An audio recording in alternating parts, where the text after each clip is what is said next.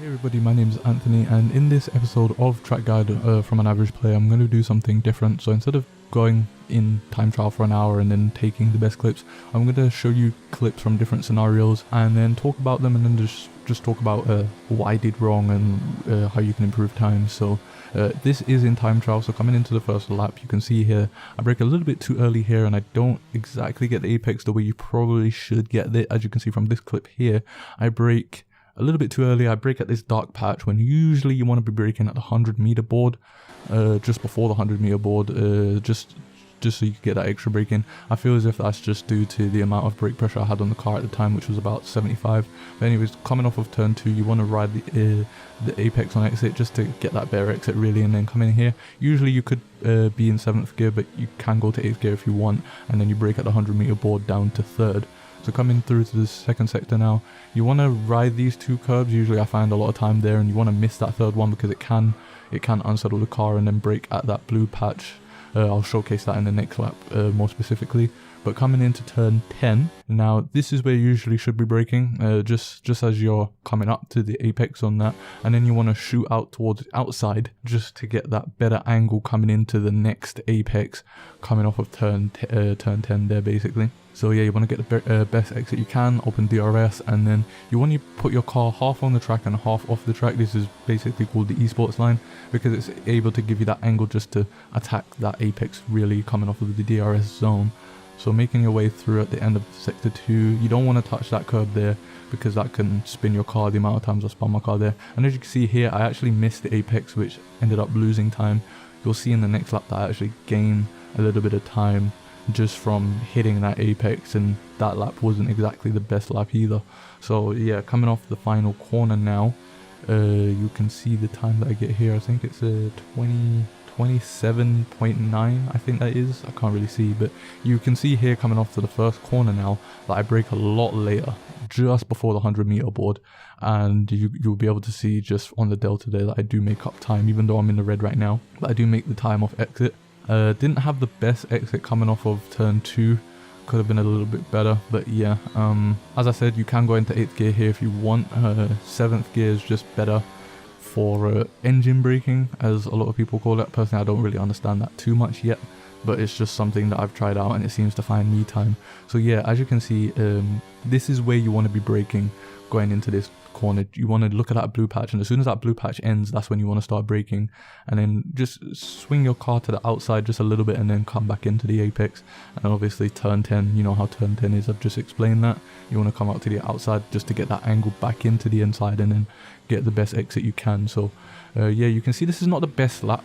Obviously it's not the fastest lap either, but you know, it's a decent lap, you know, for your average player. And even then, I'm still lots of time that you can make up, and this is what I was talking about here. You can see I actually get the apex a little bit better than I did in the last lap, and that basically brings back all the time that I'd lost on the previous 2 corners as well. So just by doing something a little bit different in one lap, you can make up so much time. There's so much time on the track because you can never really have the perfect lap. So this one ends up being a 27.8, I think it is. As I said, there's a lot of time left on the table, but yeah, this clip is just me racing in Grand Prix mode, just offline, and I wanted to really showcase sort of the fuel mix and ERS modes that I use here. Now right now I can't personally see what I'm using because I'm using Sony Vegas, and the preview on here is pretty terrible. My computer isn't really the best, so there's literally no point in me putting the preview up to the fullest. But at the moment you can see exactly what sort of ERS modes and what different fuel mixes I'm using at different times. Now usually usually when you're starting off from an exit, you want to be using as much ERS as possible just to get that better speed, and then when you're coming into a corner, you want to sort of turn that down. That's usually in a race. If you're in qualifying, then it's okay to just use hot lap the whole way if you want. But yeah, you can start to see some of the patterns here of where I'm braking and where I'm sort of starting to turn in and stuff. And this clip was against 103% AI, so yeah, they're pretty fast, at least they are for me. So to be able to keep up with, I think that's Vettel, I think that's Vettel and Bottas in front of me there. You know, it just shows that just a little things that you do on the track can really improve your time in general. And I can't remember what I got there, I can't really see it again. But yeah, this clip now is online, so I wanted to show you how I go about going around the track online. And as you can see, I just brake just before the 100-meter board and I misshot that apex, so that lost me a ton of time. There's a few mistakes in here that basically cost me pole, and I wanted to highlight it. And the first one was that first corner there, I just missed the apex there. This corner was pretty well, actually. I did that pretty good. You know, I really got into the apex, and you want to downshift from 4th to 3rd, basically the second before you're gonna hit the apex, and that usually gives you the best turn in for the exit as well. So I think the next mistake is coming up. I'm not too sure. I'll have to see. Is it here? No, not yet. I think it's coming up after this. That turn 10 was actually pretty decent as well. You know, I made up quite a bit of time from the mistakes I had made earlier in the lap as well. I'm trying to figure out where's the next mistake I make. I can't remember, to be honest.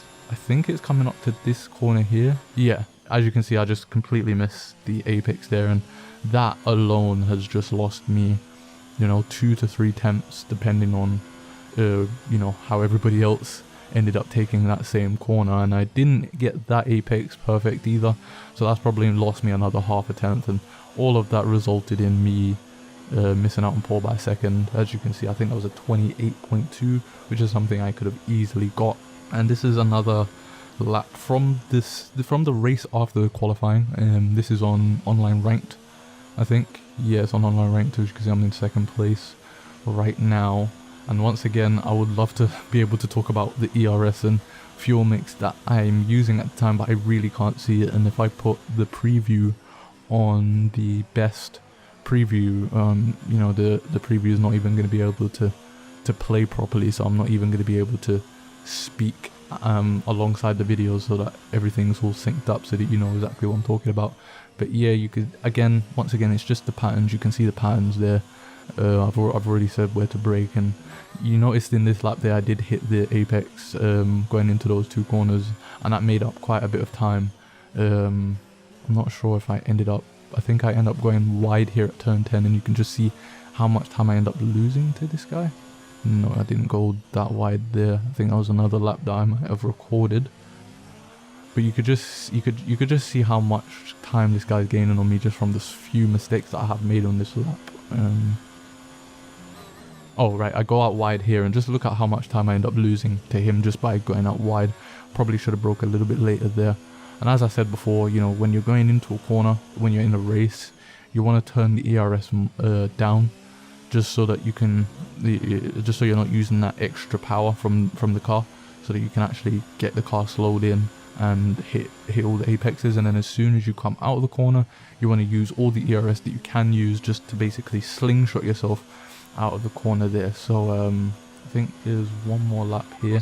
Yeah, there's one more lap here from time trials, and I think there's some more mistakes here that I sort of wanted to highlight. So again, coming off the last corner, you want to get your DRS open as soon as you possibly can, ideally basically as soon as you hit the line. But you know, just depending on if you're using a controller, I know it's hard to sort of change gears whilst also putting the DRS on. But yeah, this turn 2, yeah, it was alright. One thing I wanted to note about turn 2 actually is you could probably get a lot better exit than me coming off turn 2, because for some reason, I don't know if it's just me personally or if it's maybe the setup that I'm using or what, but coming off of turn 2, I have to lift off the pedal so much or else I spin out. But yeah, I've seen some of the quicker guys, I've seen them basically be able to use about 95% what's going through turn 2. It could just be the line that I'm taking as we lock up in turn 10 there, and you could just see how much time that we've actually lost by locking up there.